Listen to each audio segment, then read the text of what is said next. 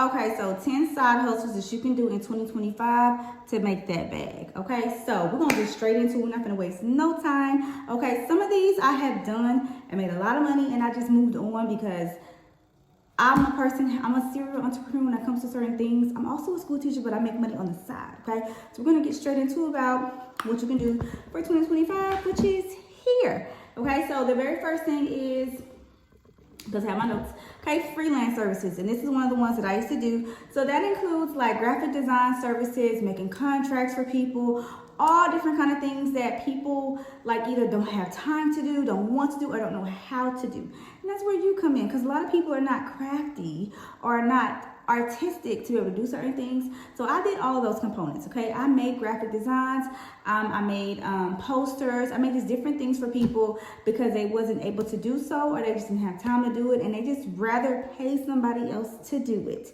Okay, if that makes sense.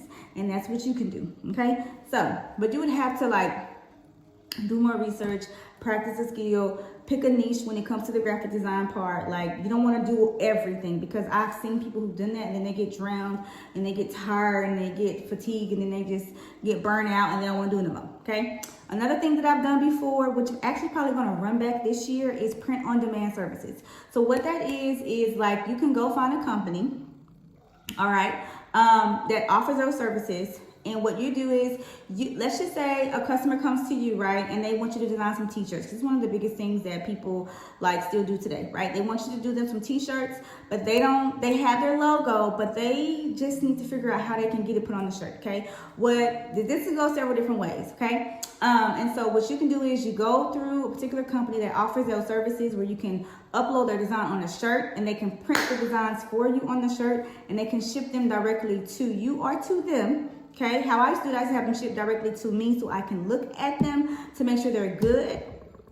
All right, and then I will either deliver them or have someone come pick them up, or if they wanted them to be shipped to them, I would repackage them and reship them in my particular material packaging, if that makes sense. Okay, and I made decent money from it, because the thing is, people are like, oh, it's not good money. You got to figure out, okay, you got to think big. Okay, I was doing it for athlete teams, for little league teams. Okay, so they commonly do what? They always need some type of gear for mothers, dads, aunts, aunties. You got to think big. You can't think small. Okay, another way people make money on print on demand is, let's just say, I have a Shopify store. I was also a graphic designer for Shopify. I designed stores, well, not for them, but I was a partner. Okay, they have Shopify partner where you make an account and you are able to design stores for people who have Shopify. I was your girl. Okay, I did all of those things, like not really last year, but the year prior. I was into it big. Okay, but let's say I have a Shopify store and I want to offer particular components to them. I'm going to link there are different print on demand. Printify, I'm gonna say Printify because that's what I commonly see a lot. You have Printify and you have Printful.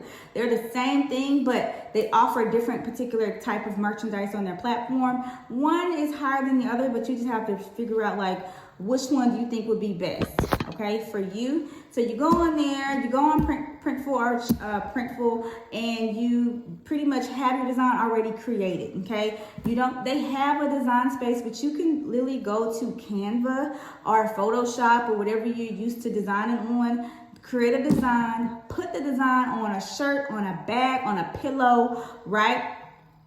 And what will happen is you will upload those particular components to your Shopify store. When somebody purchases it, it doesn't come from you. It comes from the store, from the, what's the word I'm looking for? The supplier. Okay, boom. Okay, that's where it comes from. It comes from them, right? And then so you don't have to have any merchandise at home because everything is there. That was a little lengthy, but I hope y'all understand what I'm saying. Okay, the next one is digital ebooks, which I dabbled in this a few times and I didn't really see a big return for me, okay, but I really wasn't marketing it as much. But digital ebooks can be great if you have a high following, something that you want to teach your audience that they're always asking you about. Okay, you can create an ebook and you can sell it to them, right, depending on what the situation is. Okay, another one that I like is affiliated marketing. I just created a video on my page that I'm going to link if you want to look at it, okay? That talks about pretty much how you can make money with affiliated marketing, and the way I make money with affiliated marketing are made, both because I'm still starting back up this year, okay? You can look at that video. Pretty much what it is you get with a company, or a company reaches out to you, or you reaches out to them. You apply to be an affiliate, right? They approve you depending on what the criteria is, because some businesses say you have to have a certain amount of followers or subscribers before they can work with you, and some do not care, okay? They will send you a product, and you're responsible for trying to pretty much market, sell the product to your audience, and for every sale that you get a percentage of that sale for income, okay? So if you ever seen people on YouTube, or you click in their bio and have all these links, that is most of the time there are affiliates with these companies, and they want you to purchase something so that they can get money back from it. There's nothing wrong with that. A lot of people are doing it, but it's another way that you can make money, okay, in 2025, okay? Another way, okay, drop shipping. Okay. I have mixed feelings about dropshipping, because I want to, your girl dabbled. I said I did a lot of these, most of these, okay? And dropshipping is pretty much where this can be done in a lot of different ways, okay? And you would really have to go and just like binge and do your research in this, because I've done it several different ways. But the key thing with dropshipping when it comes to making money is like it's the product. The product has to sell, okay? The product has to be sellable. It has to be like, oh my gosh, I want that, okay? I gotta have it, right? And the product, and then whoever you get to sell the product, okay? A lot of times when it comes to drop shipping, a lot of these businesses use influencers who has a high following, right? That do not really much make content around that, whatever that particular product is. But it's nothing that particular influencer is also trying to sell. It's something totally separate, right? But it's within their niche, okay? And what happens is they say, like, let's just say it's a makeup palette. Oh my gosh, I got this makeup palette from X, Y, and Z. I love it so much. It only cost me X, right? And so what would tend to happen is the company who makes that particular product, their store is a drop shipping store, and for every order that they get, they're making money from that influencer. Of course, they pay the influencer like, hey, we'll pay you $5,000 if you promote this product on your page, because she has a high following, right? So they're getting money from that, and so they do that with different influencers, and then they come big, because all these influencers are using this product. And the product is coming from a particular warehouse that the dropshippers don't even have. It's coming from somewhere else, right? But they market it right, they did everything right, and then boom. Okay, you also have Amazon, but you can also do that, but that's like, you want to just kind of make sure you know all your research when it comes to that. But if you want to do drop shipping, I'm going to tell you, like, you have to do your research, market research on the product, that you have to make sure that product is sellable and people are actually going to want the product, and what is the purpose of the product, right? I know I was a little long-winded on that, but you get my drift, okay? Another thing that's good that you can do this year in 2025, which is what I'm doing right now, content creation, okay? Everything is content, okay? We sometimes tend to not believe that, but everything is content. Literally, if I was to decide to put my baby French bulldog, well, he's a grown man, he's 2 years old, or he's a teenager, whatever.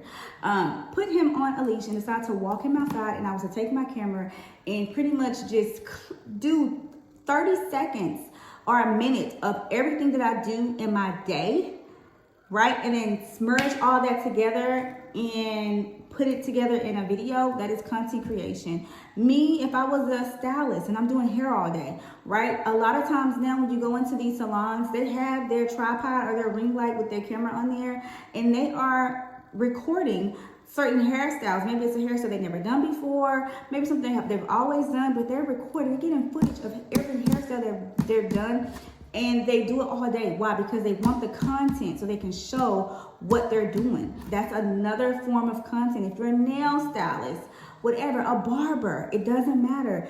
Everything is content. Have you seen those videos? People making up their bed, eating breakfast, making breakfast, going for a jog. It doesn't matter. It is content, and you can make money from it. You just have to put in the work, okay? When it comes to that, we'll talk about putting in the work in a little bit, okay? Another thing that I also can do, but I do not do because I feel like I like to keep certain things separate, is tutoring services. If you're good at something, like let's just say you're really great at math, or you're really great at teaching students how to write an essay, or you can teach students how to read, or teaching, it doesn't even have to be a student, it could be anybody, right? And you're great at doing that, and you can have proof or whatever. You can come up with a flyer, you can market to people in around your general neighborhood or whatever, like, hey, maybe you can play the guitar, maybe that you can do anything that would return to tutoring or coaching, right? Maybe you can be a coach and help with, maybe you're great at learning how to get someone to learn the techniques of running, right? I'm a big believer that you can't coach speed. Either you have speed or you don't, but you can teach them the mechanisms to be better runners, right? Or play soccer or something like that, okay? You can charge a small little service or fee for that. People will pay for that because they love their kids to do certain things and be great at what they do, okay? Another thing that I've also seen a lot of people do that I've never done is pet sitting. I feel like it depends on what neighborhoods you're in. When it comes to doing pet sitting, but pet sitting, walking pets, taking care of someone's pets while they're on vacation for a long period of time, okay, that's the exercise, especially if you're a dog lover. Like, I love my Frenchie, okay, and I have another dog coming really soon. Another way to make money, which this is a side hustle, where you're like flipping items, okay, and listen, this can entail a lot of different things. It just depends on what you consider as flipping items.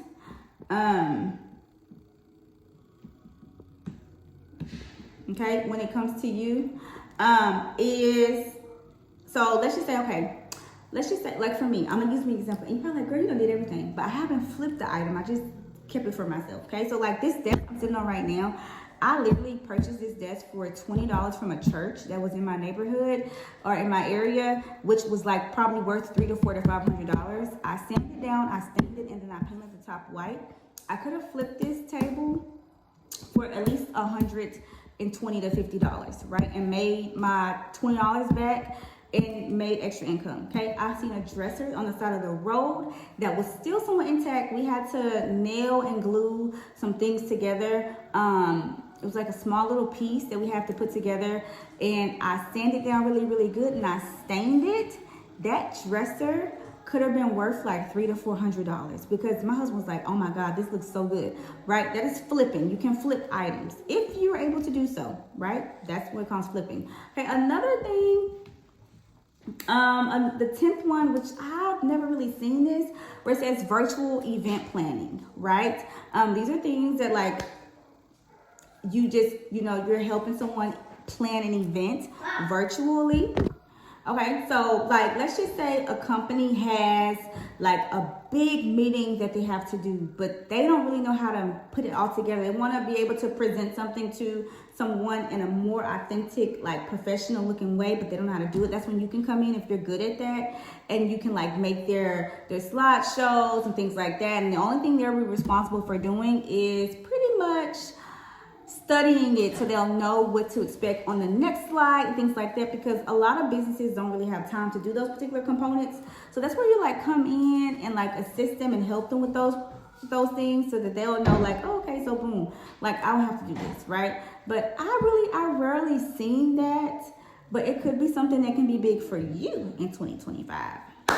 Okay, so most of these I've done. Now, the key thing with this is that you need to make sure that you put the work in, okay? Because with any side hustle, you still have to study it. You have to make sure you understand the craft of what you're doing so that you're not just doing anything, right? Because you want to make sure that you're getting paid your value for what you're putting in. So a bonus, okay, is if you have a skill, Tyler, if you have a skill or anything like that that you can like put to use, okay, use it, make money from it, okay?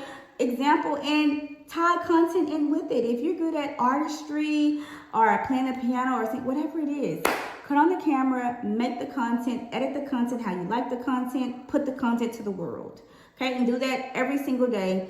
Have as much as you can, okay? So that you can make sure that you're gonna get a bang for your buck, okay? I'm Kay from KTV, and I hope you liked everything that you saw. Okay, go ahead and like, comment, subscribe. Subscribe is the main thing I want you to do, all right? And I hope you watched the video to the full length, and I will be back soon with another video. Toodles!